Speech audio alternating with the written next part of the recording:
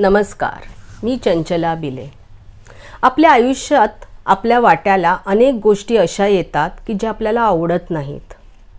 आपल्याला जे आवडतं ते बऱ्याच वेळा आपल्याला मिळत नाही, पण आपल्या वाट्याला जे आलं आहे त्याचा पूर्ण स्वीकार आपण केला पाहिजे। कारण जेव्हा आपण त्या गोष्टींचा पूर्ण स्वीकार करतो ना, तेव्हाच आपण त्याला आकार देऊ शकतो। आपल्याला त्या गोष्टी जशा हव्यात तशा आपण घडवू शकतो। म्हणून प्रथम स्वीकार करणं खूप महत्त्वाचं आहे, कारण त्यातूनच आपल्याला जे काही पाहिजे ते आपण घडवू शकतो, मिळवू शकतो। मी आज तुम्हाला अशाच पद्धतीचे काही विचार तुमच्याशी शेअर करणार आहे। चला तर मग सुरू करूया। एक गुपित सांगू, समस्या किंवा अडचण कितीही मोठी असू देत, तिला सोडवण्याचा कोणता तरी मार्ग नक्कीच असतो। शोध घ्या त्या मार्गाचा व वाट बघा योग्य वेळ येण्याची। बघा कशी पटकन तुमची समस्या सुटेल। जेव्हा तुम्ही जीवनाकडून खूप अपेक्षा करता, खूप मागणी करता, तेव्हा शक्यता असते तुमची अतृप्तच राहण्याची।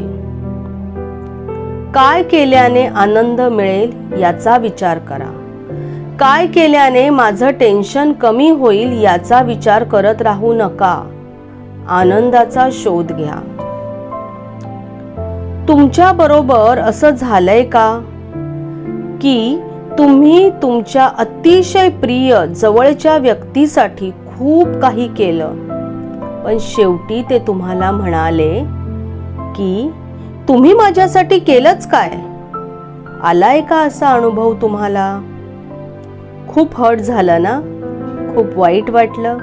अगदी हृदयाला चरे पडतील इतकं दुःख झालं असेल ना तुम्हाला? बरोबर बोलते ना मी? जरा थांबा, इतकं हर्ट होऊ नका, इतके दुःखी होऊ नका। कारण अशा लोकांना तुम्ही आपलं कातडं जरी काढून दिलं ना तरी ते समाधानी होणार नाहीत। सो अशा लोकांसाठीचे आपले कर्तव्य पूर्ण झाले की त्यांच्याकडून कसलीही अपेक्षा न ठेवता पुढे चला। एका वेळी एक इच्छा मनात धरा आणि ती पूर्ण करण्याचा प्रयत्न करा।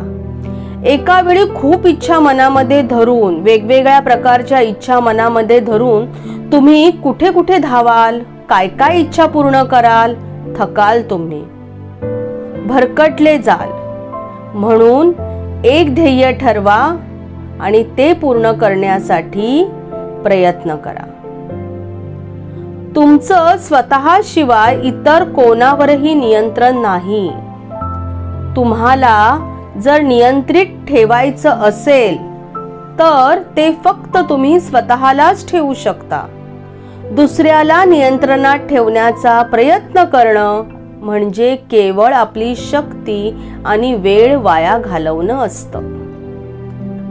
प्रत्येकाने आपल्या मर्यादा सांभाळल्या तर येणाऱ्या संकटांपासून प्रत्येक जण वाचू शकतो। म्हणून मर्यादेने वागा। आजचे हे विचार कसे वाटले मला कमेंट करून नक्की कळवा। व्हिडिओ आवडला असेल तर कुणा तरी आपल्या व्यक्तीशी तो शेअर करा। शेवटच्या 2 ओळी फक्त तुमच्यासाठी। प्रत्येकात आहे काहीतरी खास, प्रत्येकात आहे काहीतरी खास, म्हणूनच जगण्याची आहे आस, म्हणूनच जगण्याची असावी आस। धन्यवाद।